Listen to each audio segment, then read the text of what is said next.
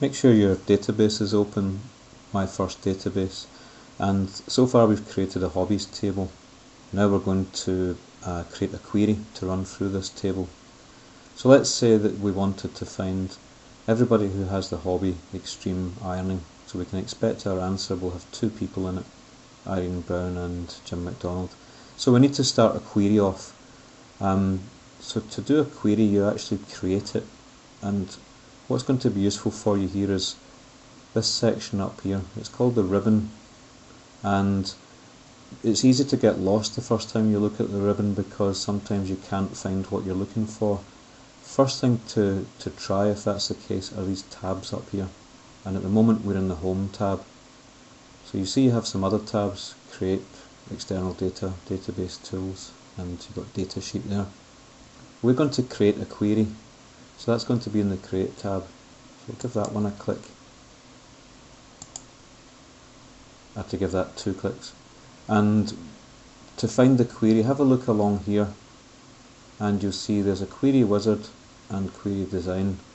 Now some of the wizards are quite good in Access and some of them are not so good, and in my opinion the query wizard is not so good. So we're going to use the query design.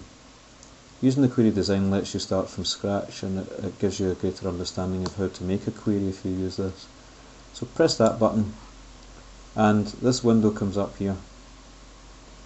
There's something in the background that you can't quite see, it's obscured by this window. So ignore what's in the background at the moment and just look at what we have here, which is Show Table. Now you created a table earlier called Hobbies. If you had created any queries before and you haven't, you could click Queries and it would list the queries you previously created. Both refers to both tables and queries, and you'll see we only have Hobbies there. So if you were building your database up over time, you probably have quite a few tables and quite a few queries.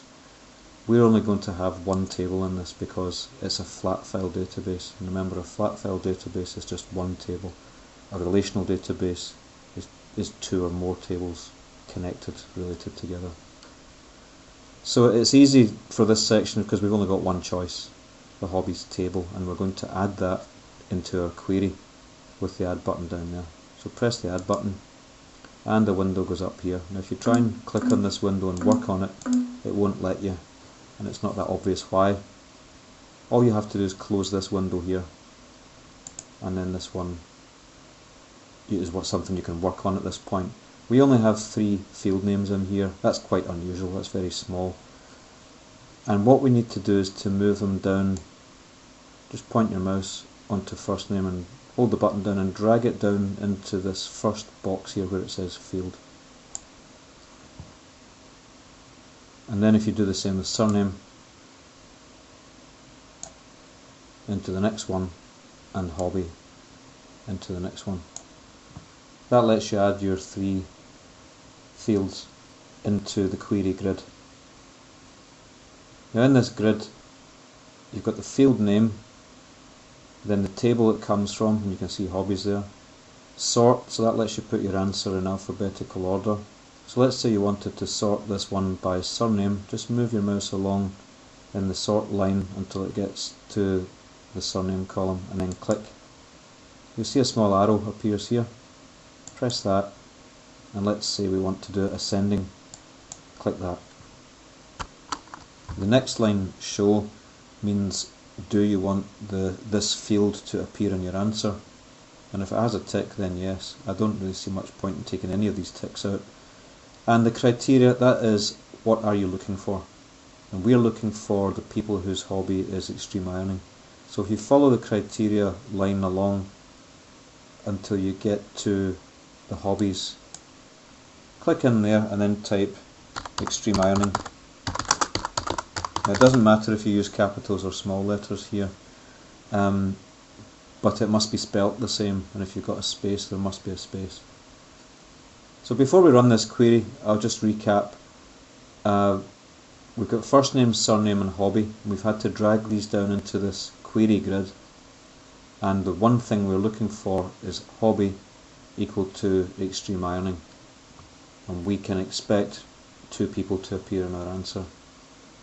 So we're going to run this query now, and go up here to the top left, there's a button there that says Run. Press that once and that runs the query.